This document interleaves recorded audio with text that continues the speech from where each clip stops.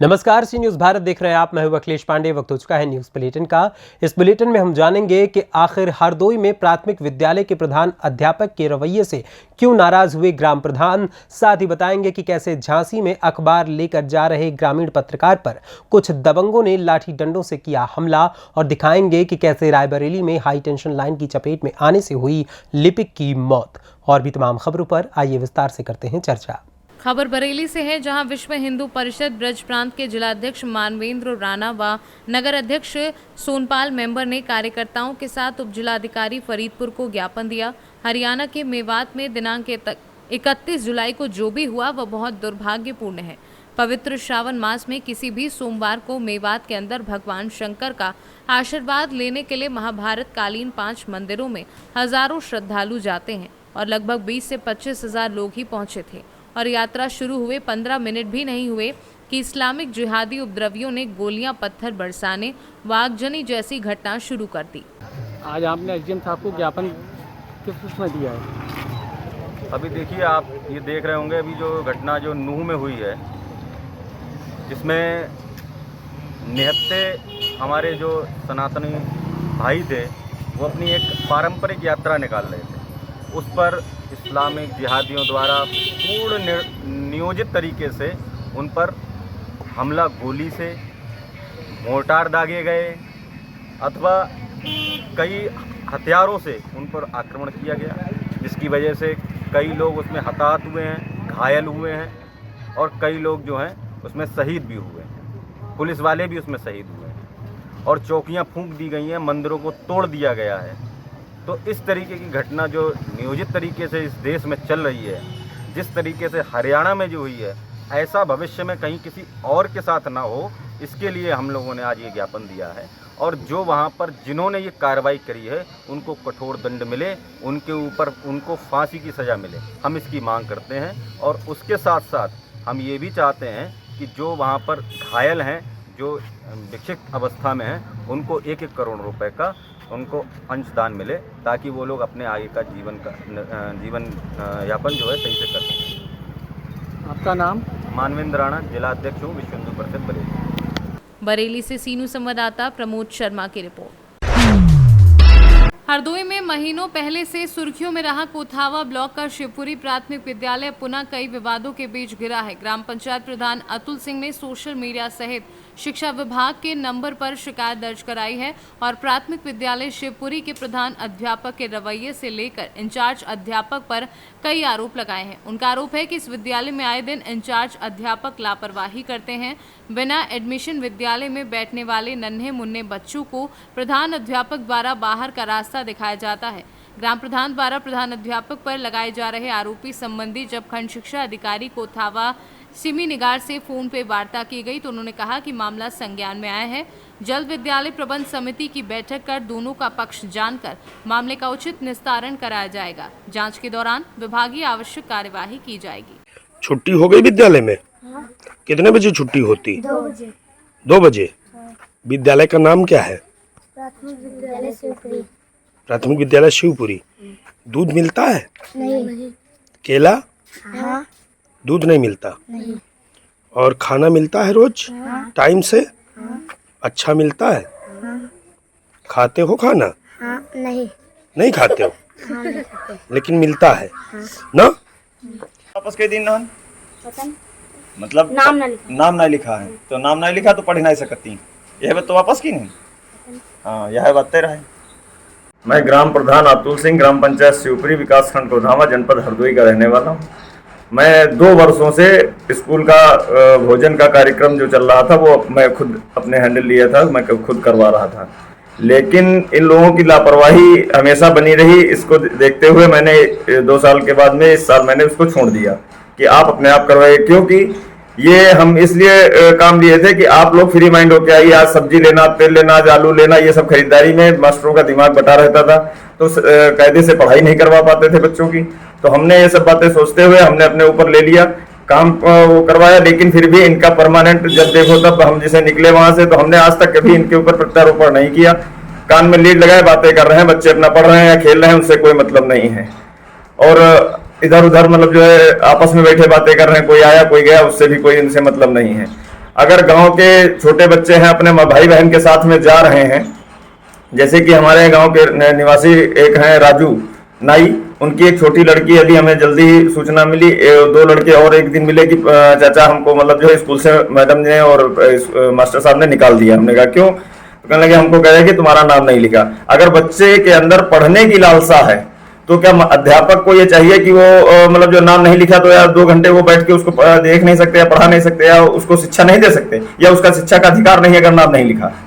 सरकार पैसे दे रही, ना कि ये कोई प्राइवेट स्कूल है कि मतलब बिना नाम लिखे हम आपको बैठा नहीं सकते। और जबकि खुद मास्टर के और अध्यापकों के लड़के वहां पे बैठ के कोरोना काल में सबने शिक्षा ग्रहण की है, तो किसी को कोई आपत्ति नहीं हुई, तो आपको क्या आपत्ति हुई है? अब जो है हमने पंचायत भवन के लिए मतलब जो एक कमरा खाली करवाया था इनसे, तो इन्होंने मना कर दिया कि ये सरकारी बिल्डिंग हम लोग स्कूल में नहीं कर पाएंगे। अगर आम जनमानस प्रधान हैं हम, हमारे पास पक्ष विपक्ष दोनों आदमी आते जाते हैं।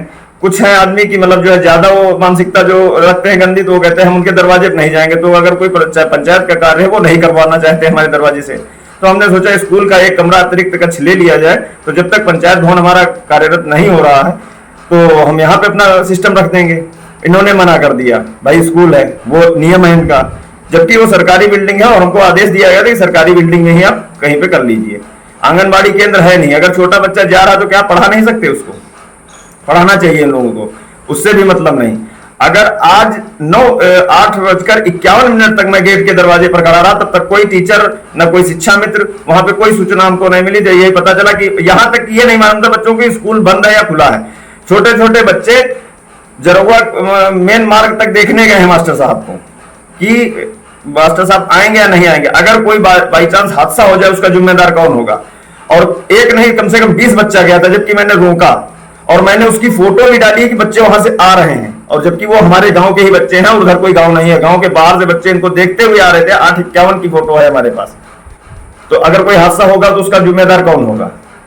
इन सभी को चलते हुए और मतलब जो है हमने इनकी वो देखा कि कोई मतलब जो जिम्मेदारियां नहीं है इन लोगों के पास, तो हमने ये आप लोगों को बुला के ये अवगत कराया और शिक्षा विभाग को भी अवगत कराना चाहा। और नहीं अगर ऐसे काम आप लोगों के द्वारा हो रहा है तो मैं ऊपर तक जाऊंगा।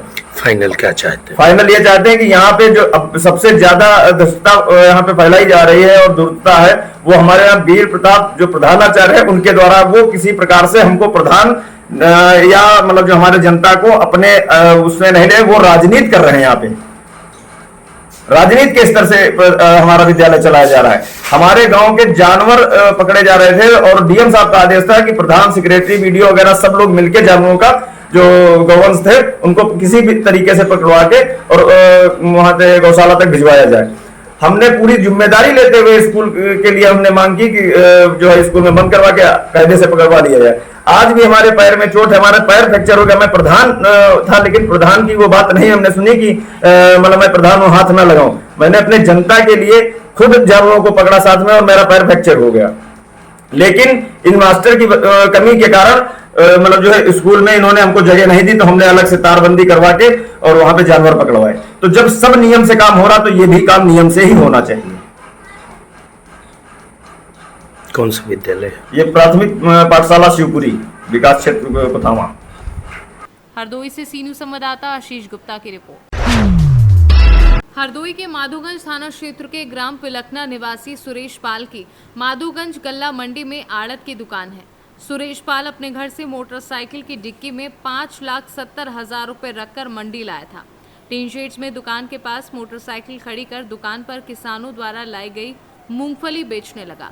सुबह 6 बजे दवाई खाने के लिए जब अपने लड़के से झोले से दवा निकालने के लिए कहा तो डिक्की में झोला मौजूद नहीं मिला।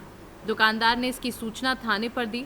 सूचना मिलने पर सीओ बिलग्राम सत्येंद्र कुमार सिंह व इंस्पेक्टर ध्रुव कुमार घटनास्थल पर पहुंचकर पूछताछ की। व्यापारियों ने बताया कि मंडी अध्यक्ष के साथ थाने जाकर प्रार्थना पत्र देकर चोरी का खुलासा करने की मांग की है। हरदोई से सीनू संवाददाता जितेंद्र कुमार की रिपोर्ट। झांसी में सुबह सुबह अखबार लेकर जा रहे ग्रामीण पत्रकार पर कुछ लोगों ने लाठी डंडों से हमला कर दिया। वहीं दबंगों द्वारा पत्रकार की गाड़ी के साथ भी तोड़फोड़ की गई। पीड़ित पत्रकार ने घटना की सूचना कोतवाली पुलिस को देते हुए कानूनी कार्यवाही किए जाने की मांग की है।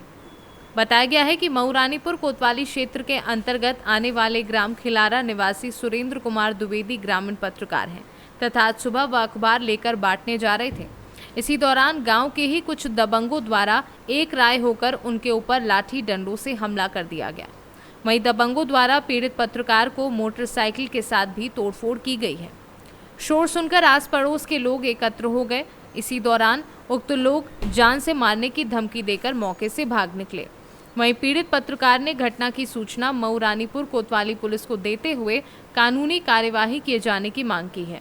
मामले की जानकारी मिलने पर मऊरानीपुर तहसील क्षेत्र के समस्त पत्रकारों ने एकजुट होकर कोतवाली पहुंचकर कोतवाली प्रभारी से उक्त मामले में मारपीट करने वाले व्यक्ति के खिलाफ सख्त से सख्त कानूनी कार्यवाही की मांग की है। तो वहीं कोतवाली प्रभारी के द्वारा सख्त कार्यवाही का आश्वासन दिया गया है।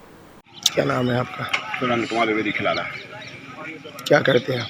हम पत्रकारिता करते हैं, अखबार भी बांटते हैं। क्या घटना हो गई आपके साथ? आज सवेरे जब पेपर बांटने के लिए गांव में निकले तो गांव के एक व्यक्ति ने मैंने अनावश्यक हमारे ऊपर हमला कर दिया, जो सिर में चोट आई है और हमारी वाहन को तोड़ दिया। अगल बगल वाहन को आवाज़ दी तो ना उनके पिताजी निकले, ना मोहल्ले कोई निकले। मोहल्ले में भी बहुत आतंक मचा है और एक व्यक्ति को उसमें और हमला किया है। तो अभी और 100 नंबर को मैं सूचना दी, 100 नंबर आई, वो भी भाग गए। चौकी को सूचना दी, चौकी उनके घर का क्षेत्र में नहीं आता, फिर भी वो आए हैं।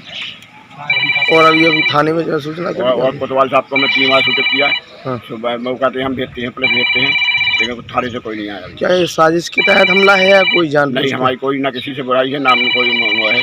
तो आप क्या चाहते हैं इनके बारे में? हम ये चाहते हैं वो अपराधी को सजा मिलना चाहिए। अच्छा। झांसी से सीनू संवाददाता चंदू राइन की रिपोर्ट।